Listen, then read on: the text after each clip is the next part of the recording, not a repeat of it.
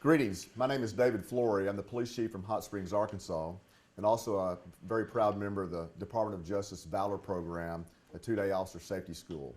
My experience encompasses law enforcement and tactical paramedicine as a nationally registered paramedic. I'd like to thank Attorney General Dustin McDaniel today for allowing the opportunity for me to shoot this video to allow those that are being issued a tourniquet an instructional video on how to use the tourniquet.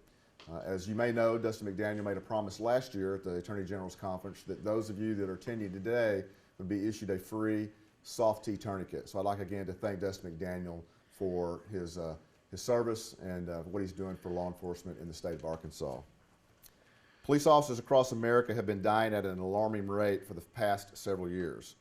Many of those officers fall victim to heart disease and other medical maladies, but many are injured or die at the hands of those in society that desire to hurt those of us that work in law enforcement. For example, between 2010 and 2013, over 500 officers died in the line of duty. Over 400 of those died of traumatic injury, from gunshot wounds, stab wounds, vehicular accidents, and a variety of other means. Anecdotal evidence reveals that a portion of those 400 might have survived with better training and better equipment.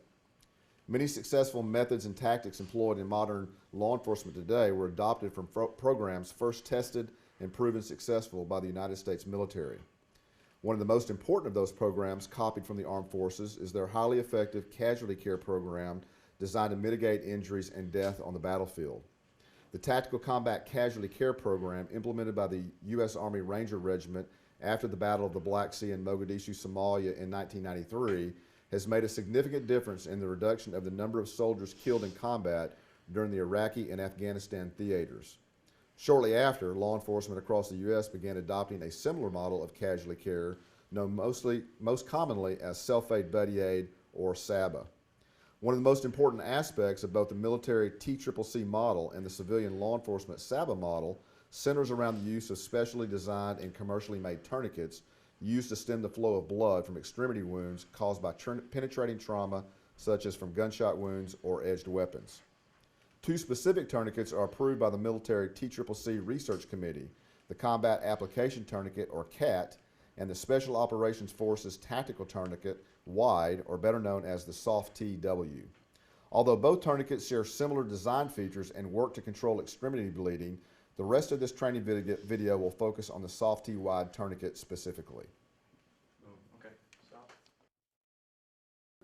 So first, let me discuss some of the features of the SOF-T Wide Tourniquet. First of all, the tourniquet comes pre-packaged in a plastic cellophane package, which I've now unwrapped, and the tourniquet can be staged as it is described here. The tourniquet comes with two rubber bands that is UV protected, so if you're wearing your tourniquet on your kit or on the butt of your rifle, etc., and it is exposed to the elements, specifically sunlight, these rubber bands are UV protected so they will not be damaged. Let me unwrap the tourniquet very quickly and just show you some of the features of how it's made. First of all, the tourniquet is just basically a loop strap made of very, very heavy-duty nylon in a thin model of nylon and about an inch wide, thus the SOF-T Wide designation. The tourniquet basically has just a couple of key features. One is the windlass, this metal 5-inch rod which is used to tighten the tourniquet once it's applied. The tourniquet has what's known as a tag end or lead end. The tourniquet also has a piece of white paper on the tag end. One of the things we want to stress to you is that if you apply a tourniquet to yourself or to another downed officer, it's very helpful for you to designate the time that the tourniquet was applied. The SOF-T Wide Tourniquet, as a second generation tourniquet of the SOF-T, has a very special disconnect clip. That clip is designed so if a victim, if their foot or arm is trapped for some reason and you're not able to get the loop end of the tourniquet over an arm or over a leg, the tourniquet is designed to be quickly disconnected, wrapped around an arm or leg, reclipped back, and then tightened. The way the tourniquet works, again, is it's looped around the arm or the leg. We stress to students that one of the monikers or a way to remember where to place the tourniquet is go high or die. In other words, what we want you to do is we want you to place the tourniquet as high up on the arm or as high up on the leg as you possibly can go, regardless of where the injury might be on the arm or the leg. Once the tourniquet is applied, the tag end is tightened against the arm or the leg, the windlass is tightened until blood stops, and then the windlass is locked into this movable tri-ring, which is in place here. Once the tourniquet is locked into place and bleeding is stopped, then treat your casualty for other kinds of medical problems. Make sure you call for additional help and turn that casualty over to a higher level of medical care. So one of the things we'd like to stress is that if you're applying this tourniquet one-handed to yourself, there's really no way to do it wrong, but there's one way to do it more correctly than the other. For example, if you're going to loop this tourniquet over your arm, you have to assume that this arm is damaged and injured, is not able to be used. So you must use the other arm to tighten the tourniquet.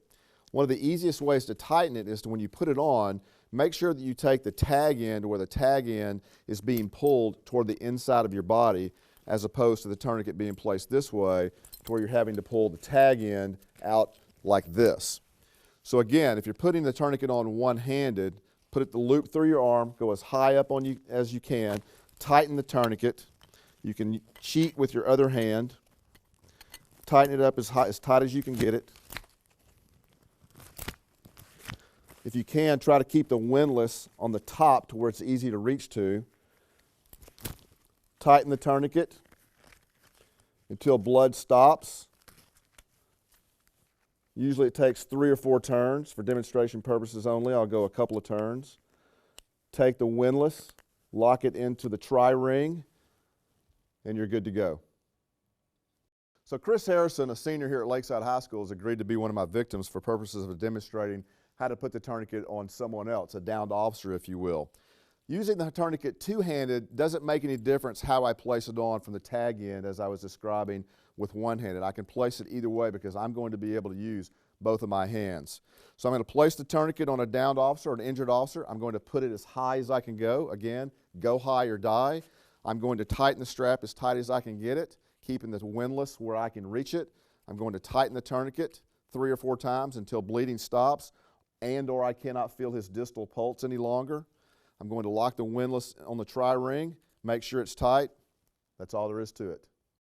So the application of the tourniquet on someone's leg is really no different than on someone's arm. Again, one-handed or on my, if I were a downed officer myself, putting the tourniquet over my own leg would be very easy with 2 hands. For demonstration purposes, again, we're going to use Chris here as our downed victim actor.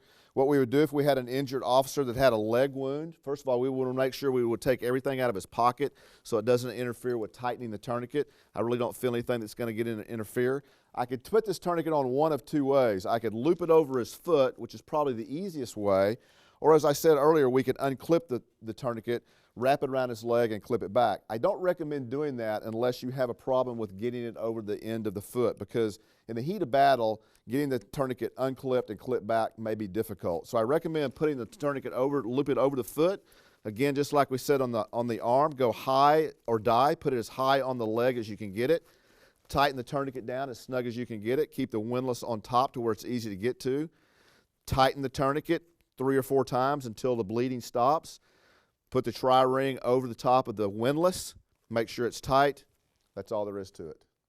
So that's our training video for today. Again, I'd like to thank Dustin McDaniel, Attorney General for the state of Arkansas, for providing the tourniquets for those officers who are here at the conference today. Be safe out there. If I can answer any questions for you at all, you can reach me at dflory@cityhs.net.